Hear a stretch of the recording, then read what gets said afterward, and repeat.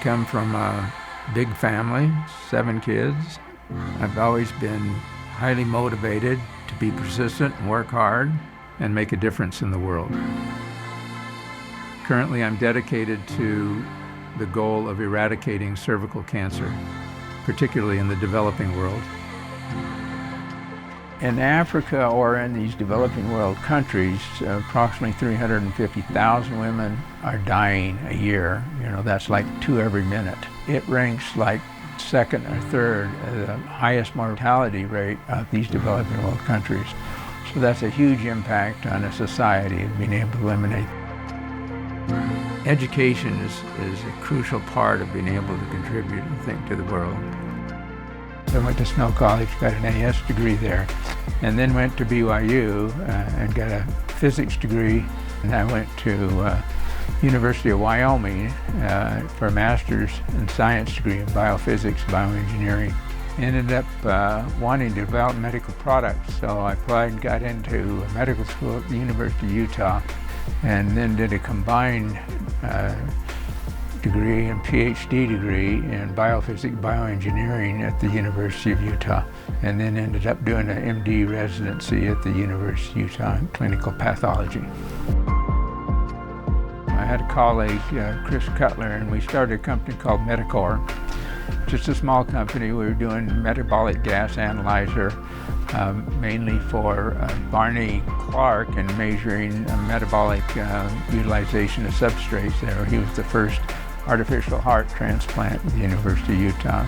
And then after that, we got acquired or being part of a merge with Utah Medical Products. I was a VP of Research and Development of New Products, which is really my forte. I did one of the first disposable blood pressure transducers on the market, and we got into labor and delivery. Then Fred Lampropoulos left there, and I took over as president of Utah Medical, and we grew from, I don't know what it was, like 3 to 5 million up to around 20 million. And at that point, I left there and started a company called Clinical Innovations. And at Clinical Innovations, we were a small private company that developed products mainly for women's health care with next generation intrauterine pressure catheter urodynamic monitoring, safer delivery of babies by developing a vacuum delivery system. That company grew over the time that we were there to something around 18 million, and we sold that at that point, multiple of that, and started Liger Medical, where we're working with the National Cancer Institute and several other nonprofit organizations to be able to eliminate cervical cancer by the year 2030. Dean is the kind of person that really cares about the people he's trying to help with his products. That's one of the rewarding parts about working with Dean throughout all these years, is that all of these products help improve lives. He is universally, and I really mean this, universally respected by the colleagues that I know in WHO. He doesn't just sell a device, he follows up and makes sure that it's working properly. He is a unique colleague, and I cannot recommend him more highly, or highly enough, and congratulate him. I hope I can congratulate him for receiving this award. When one gets up in the morning and shaves, they have to look themselves in the mirror and say, have I accomplished something, or what can I accomplish in this world? And I think you can't look back at yourself and feel comfortable if you can't say, I'm going to do some good, I'm going to make a difference.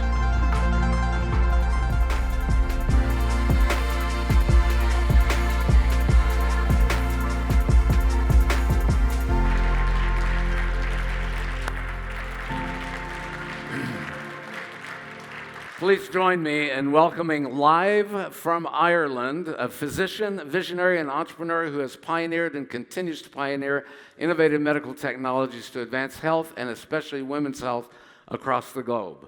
Dr. Wallace. Can everyone hear me there? Okay, I'm going to assume that you can hear me. Greetings from Edinburgh, Scotland, where I'm attending the International Papillomavirus Conference. We're introducing a new product, scope, and a thermal ablation unit for treatment of cervical cancer. We've been meeting with the World Health Organization, with the National Institute of Cancer, and introducing a new way of applying artificial intelligence to diagnose and treat precancerous cervical lesions. And by the way, that is a women's healthcare company. The Utah Life Science Summit program looks fantastic, and I wish that I could be there in attendance with you. I must say that I am surprised and honored to accept this Bio Utah Award. Also, I am sure that there are many more deserving individuals than I. I've been reading the memoirs of Katalin Karikó, the Hungarian scientist behind the messenger RNA that's brought us the COVID vaccines, and identify with a statement that she made in her accomplishments were appropriately expressed by the metaphor, standing on the shoulders of giants, meaning our understanding is gained by major thinkers who have gone before us so that we can make intelligent progress ourselves. This certainly applies to my professional career. There's a few axioms that I thought that I'd share that's been important in my career, in my life. Wisdom is the principal thing. Therefore, get wisdom. And with all thy getting, get understanding. With all thy getting, get understanding. We need to have understanding if we're going to achieve and make good medical innovation. Second one is, after all is said and done, more is said than done. This seems to capture an unfortunate universal truth, and it resonates with me. Third, we should be Philomathian, meaning in nature, meaning lovers of learning. And developing medical innovations, we must be patient, persevering, and never give up.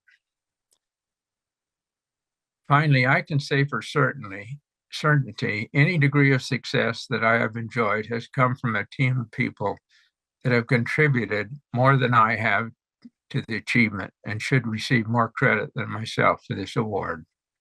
To name a few, my parents, Mom, who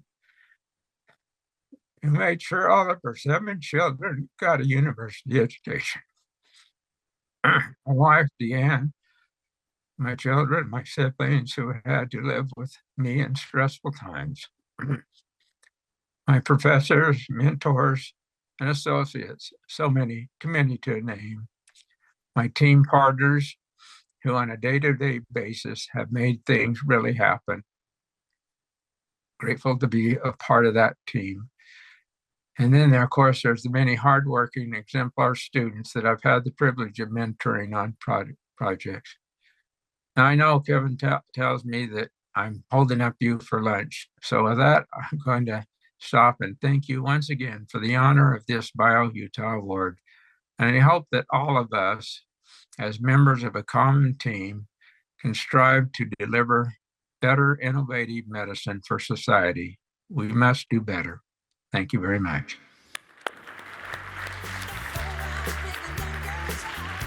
When I called Dean to inform him about the award, he said, "Why me?" I said, "Well, it's obvious. He has made a big difference in patients' lives and is clearly not done yet." We call that life sciences legend for the ages. So congratulations, Dean.